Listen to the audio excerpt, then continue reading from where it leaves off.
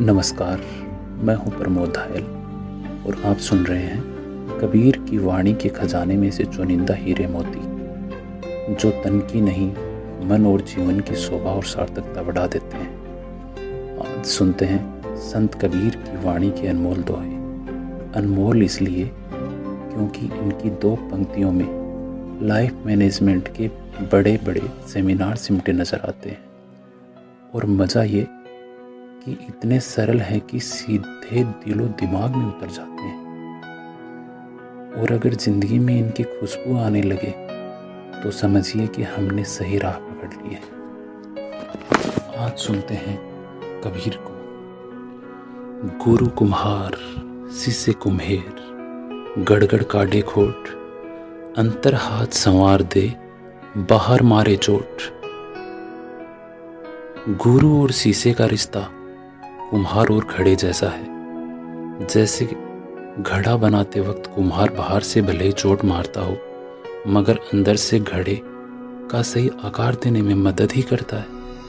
उसी तरह गुरु भले ही बाहर से कठोर लगे, लेकिन उसका मकसद शीशे का भला ही करना होता है।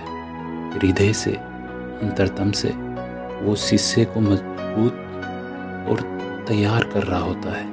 कहते हैं ना, गुरु वो करता है जो शीशे के लिए अच्छा है, वो नहीं करता जो शीशे को अच्छा लगता हो। जाति ना पूछो साधु की, पूछ लीजिए ज्ञान, मोल करो तलवार को, पड़ी रहन दो म्यान।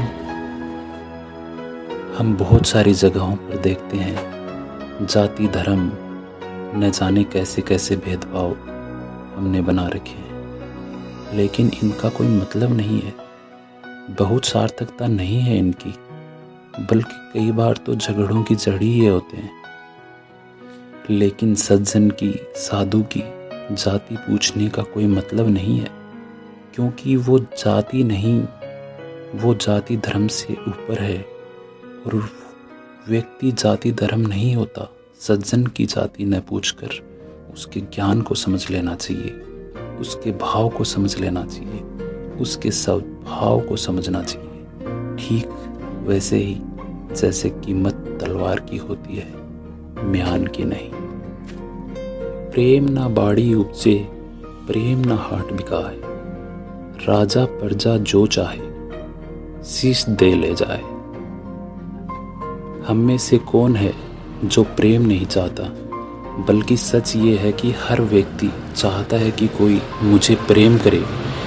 लेकिन यहाँ कवि प्रेम पाने का बहुत अच्छा फॉर्मूला दे रहे हैं। फॉर्मूला क्या है, जरा गौर से सुनिए। प्रेम ना बाड़ी उपजे, प्रेम किसी खेत में तो पैदा नहीं होता कि पानी दिया और प्रेम उपज गया। प्रेम ना हाट बिकाए, ना किसी बाजार में, ना किसी मॉल में प्रेम बिकता है। तो फिर कहाँ से लाएं प्रेम? राजा प्रजा जो चाहे, शीश दे ले जाए। चाहे राजा हो, प्रजा हो, सबके लिए एक ही नियम है, अपना सर दो और ले जाओ। इसका क्या मतलब है? सर देने का मतलब क्या ये है कि सर काट कर देना है? नहीं, इसका मतलब है अहंकार खत्म करना, अपने आप को समर्पित करना।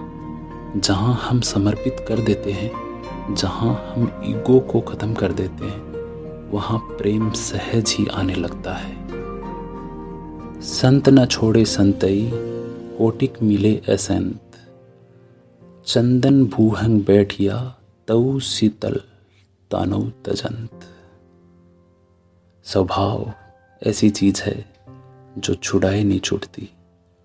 कोई लाख करोड़ों कोशिश कर ले, दुष्ट पुरुष मिले, वो अपना स्वभाव नहीं छोड़ता। और सज्जन भी अपना स्वभाव नहीं छोड़ता। जैसे चंदन के पेड़ पर सांप लिपटे रहते हैं, लेकिन वो शीतलता नहीं छोड़ता, वैसे ही व्यक्ति अपने स्वभाव को नहीं छोड़ता। जब मैं था तब हरि नहीं, अब हरि है मैं नाही, सब अंधियारा मिट गया, दीपक देखा माही। जब मैं अपने अहंकार में डूबा था, तब प्रभु को न देख पाता था, लेकिन जब गुरु ने ज्ञान का दीपक मेरे सामने प्रकाशित कर दिया है, तब अज्ञान रूपी अहंकार सहज ही मिट गया है। ज्ञान की जोत से अहंकार जाता रहा और ज्ञान के आलोक में सहज ही प्रभु को पा लिया। कबीर सूता क्या करे, जागी न जपे मुरार। कबीर सूता क्या करे, जागी न जपे मुरार। एक दिन तू भी सोएगा, लंबे पांव पसार। कबीर कहते हैं, अज्ञान की नींद में सोए क्यों रहते हो, जागते क्यों नहीं? क्योंकि जो जागत है सो पावत है, जो सोवत है वो खोवत है। तू नींद से आँखियाँ खोल जरा और गाफिल रब से आँख मिला। ये प्रीत करन की रीत नहीं, रब जागत है तू सोवत है। कबीर कह रहे हैं, ज्ञान की जागृति को हासिल कर प्रभु का नाम लो, सजग होकर प्रभु का नाम धरो। वो दिन दूर नहीं जब तुम्हें गहनता महिस हो जाना है, अर्थात मृत्यु को प्राप्त होना है। जब तक जाग सकते हो जागते क्यों नहीं, प्रभु के नाम का स्मरण क्यों नहीं करते? तूने रात गंवाई सो के, दिवस गंवायो खाए। हीरा जन्म अमोल था, कोड़ी बदले जाए। हमारा जन्म हुआ किस लिए, किस मकसद से हुआ? इस जीवन का क्या मकसद था? बार बार पूरी उम्र ये सोचते ही नहीं, रात नींद में गंवा देते हैं, सोते रहते हैं। दिन में भोजन से फुर्सत नहीं, जवानी खेल कूद में ऐसो आराम में चली जाती है। जब बुढ़ापा आता है तब लगता है कि मामला बिगड़ चुका है, मामला हाथ से छूट गया है। लेकिन तब न इंद्रियों पर नियंत्रण रहता है, न ही मन में इतनी दम, इतनी ताकत कि वो कुछ कर सके। दिन में भोजन से फुर्सत नहीं, रात में सोने से नहीं। ये मनुष्य जन्म हीरे के जैसे अनमोल था, लेकिन तुमने व्यर्थ ही गंवा दिया। कुछ सार्थकता नहीं की तो जीवन का मूल्य बचा ही क्या, कौड़ी भर। मनुष्य जन्म दुर्लभ है, देह न बारंबार।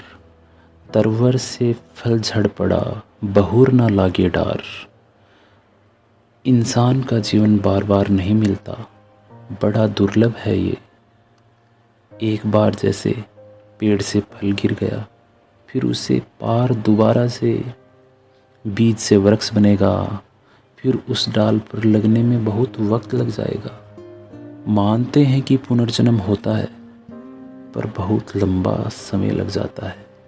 लंबा समय गंवाना क्यों? जागो, समझो इसकी कीमत और आगे बढ़ो। कबीर मंदिर लाख का, जड़ियाँ हीरे लाल। दिवस चार का, पैसना विनस जाएगा काल। कबीर कहते हैं, ये शरीर लाख का बना मंदिर है जिसमें हीरे और लाल जड़े हुए हैं। ये 4 दिन का ऐसा खिलौना है, लेकिन कल ही नष्ट हो जाएगा। कितना भी कीमती लगे, इसे नष्ट हो जाना है। हम जतन करके, मेहनत करके इसे सजाते हैं, संवारते हैं, तब जबकि इसकी क्षण भंगुरता को जानते हैं, लेकिन भूल जाते हैं। लेकिन सच यही है, देह किसी कच्चे खिलौने की तरह टूट जाएगी, अचानक ऐसे कि हम जान भी नहीं पाएंगे। लेकिन जो नष्ट नहीं होता, जो अनश्वर है, अविनाशी है, इसलिए सब देखें कितने प्यारे हैं। निधन, आत्मा रूपी धन का चले जाना। देहांत, देह का अंत। कोई है जो विनष्टा नहीं है, कोई है जो ख़त्म नहीं होता है, लेकिन इस जीवन का लाभ उठाना जरूरी है। तेरा संगी कोई नहीं, सब स्वार्थ बंदी लोए। मन प्रतीति ना उपजे, जीव विश्वास ना होए। तेरा कोई साथी नहीं है, तू भ्रम में है, सब मनुष्य स्वार्थ में बंधे हुए हैं। जब तक इस बात की प्रतीति भरोसा है मन में उत्पन्न नहीं हो जाती ये बात, तब तक आत्मा के प्रति विश्वास जागृत नहीं होता। अर्थात वास्तविकता का ज्ञान न होने से मनुष्य संसार में रमा रहता है, जमा रहता है।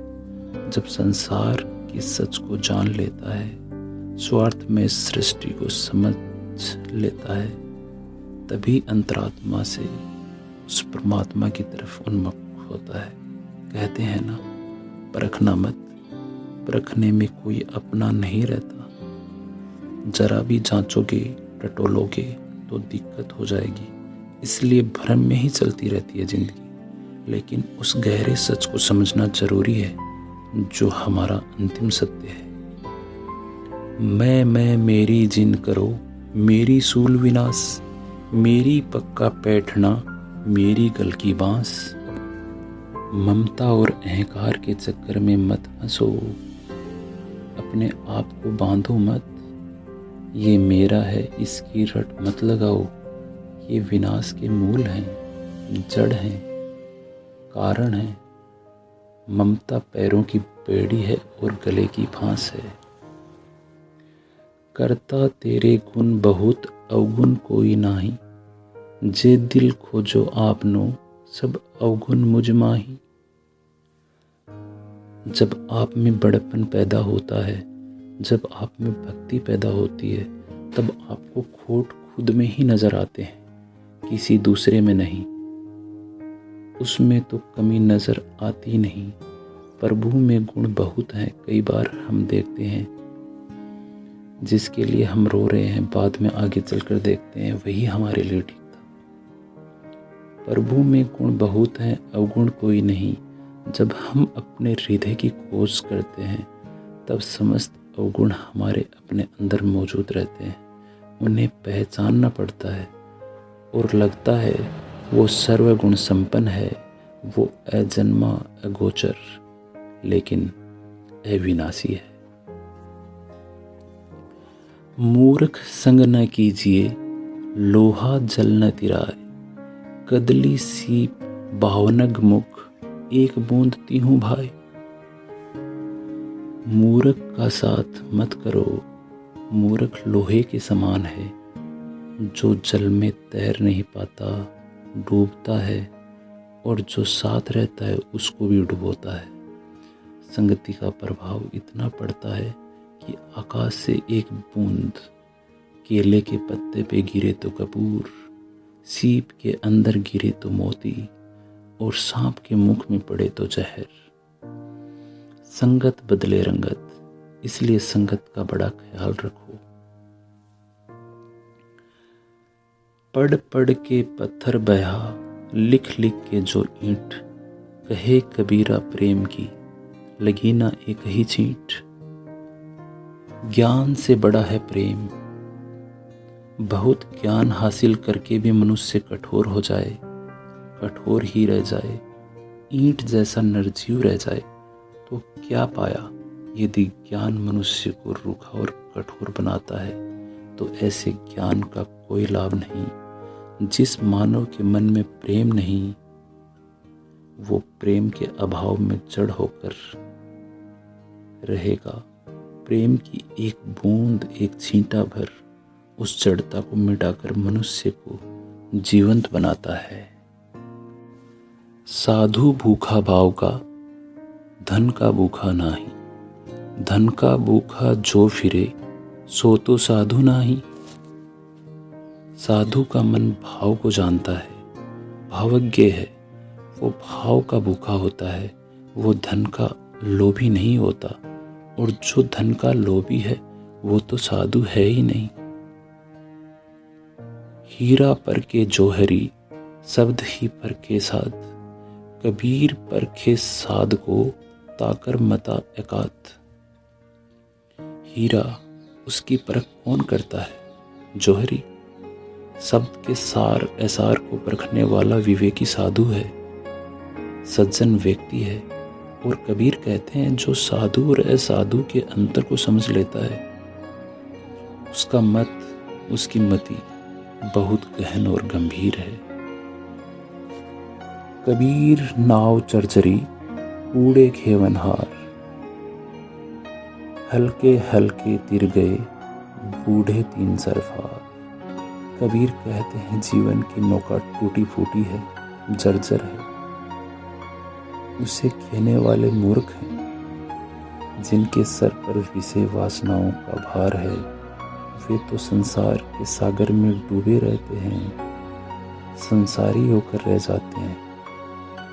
दुनिया के काम धंधों से उबर ही नहीं पाते, उसी में उलझे रह जाते हैं। पर जो इनसे मुक्त हो जाते हैं, हल्के हैं, वे तर जाते हैं, पार हो जाते हैं और भवसागर में डूबने से बच जाते हैं। ये थे कबीर के चंद चुनिंदा दोहे।